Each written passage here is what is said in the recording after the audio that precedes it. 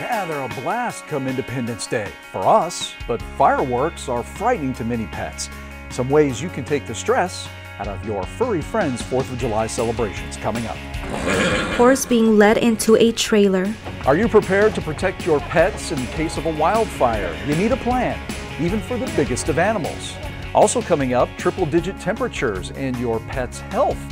Experts weigh in with potential life-saving advice. It's a petapalooza in this edition of Inside Look. Cal OES logo Inside Look, oesnews.com. Hello and welcome to another Inside Look. I'm Sean Boyd. If you like animals, well, this show is for you. Triple digits are knocking on our door, so it's about the right time to think about our furry members of the family. And no, I'm not talking about your uncle with the hairy back. We're talking, of course, about your pets. They have needs too when they're exposed to summertime heat. Now, we met up with the good people at the Sacramento SPCA for some advice. We will take in about 13,500 animals this year, homeless animals, just here at the Sacramento SPCA alone. We do adoptions, we do dog training, we have a free behavior helpline, we run a series of summer camps, which are going on right now. A growing number of services for both humans and animals in the greater Sacramento region. We're at the Sacramento SPCA on Florin Perkins Road in Sacramento. Things that people should be on the lookout for, signs of heat exhaustion include if temperatures rise above, say, 103, that's a serious condition. People should be on the lookout for animals with excessive panting, drooling, bright red gums. Lethargy indicate that an animal could be experiencing heat stress. If you do suspect that your animal is experiencing heat stress, we recommend that you cool that animal down, not with ice cold water, but with cool water. A hose, a kiddie pool with some water in it. Immediately alert your veterinarian and get that animal in, because even if the animal starts to show that they're feeling better, there still could be lingering after effects of that heat exhaustion. 5 things that I think people should watch for in the summer. First and foremost, keep them out of the car, bring them in the house. If they must be outside, keep them cool. Watch for fleas and ticks.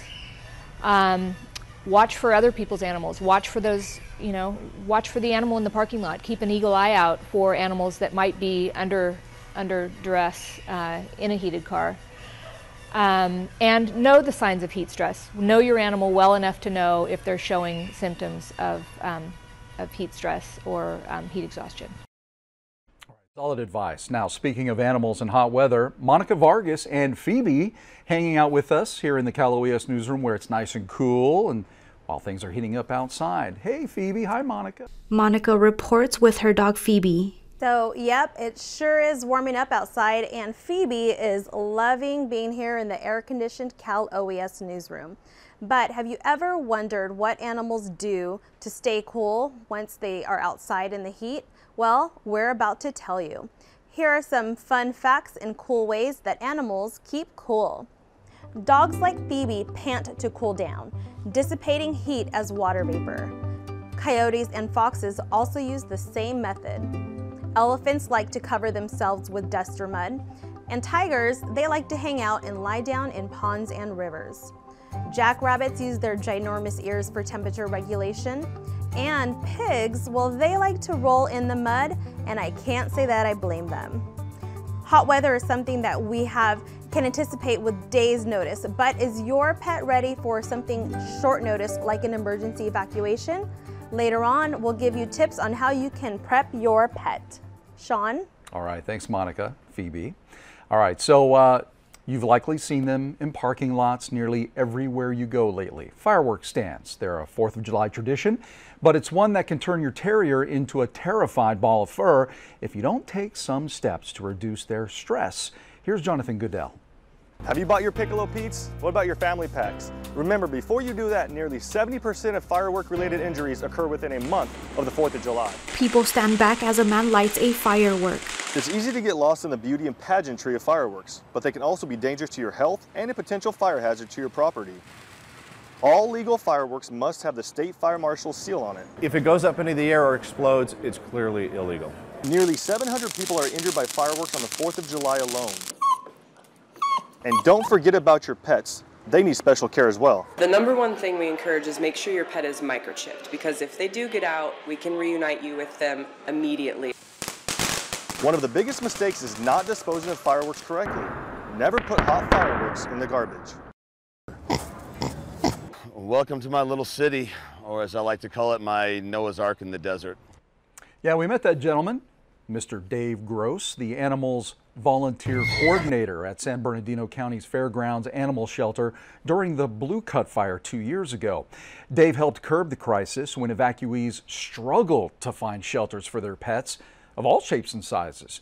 Now, the shelter grew to house hundreds of animals in just a matter of 2 days. Luckily, though, they were able to accommodate them, but many of the evacuees did not have a plan for their pets. But I know one person who most likely does, Monica Vargas. She's back once again with more on this very important reminder. Monica?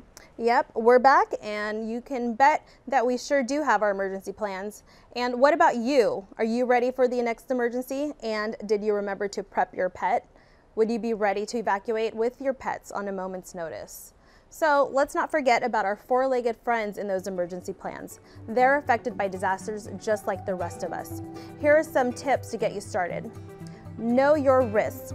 Include your pet in your family emergency evacuation plan. Have an emergency kit for your pet too. Include pet food, water, medications, blankets, and anything else they may need. Toys are a good thing to bring along too.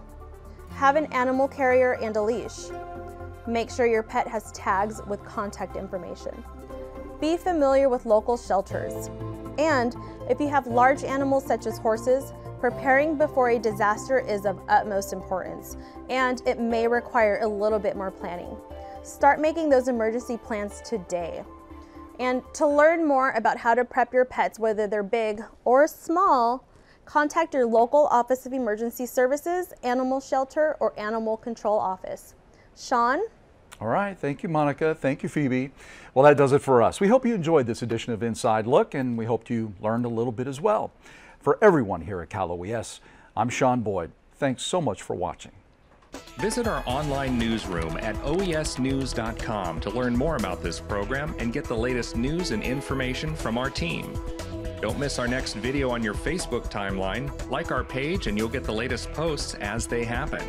If you're an Instagram user, you can see the latest snapshots by following our Cal OES Instagram account.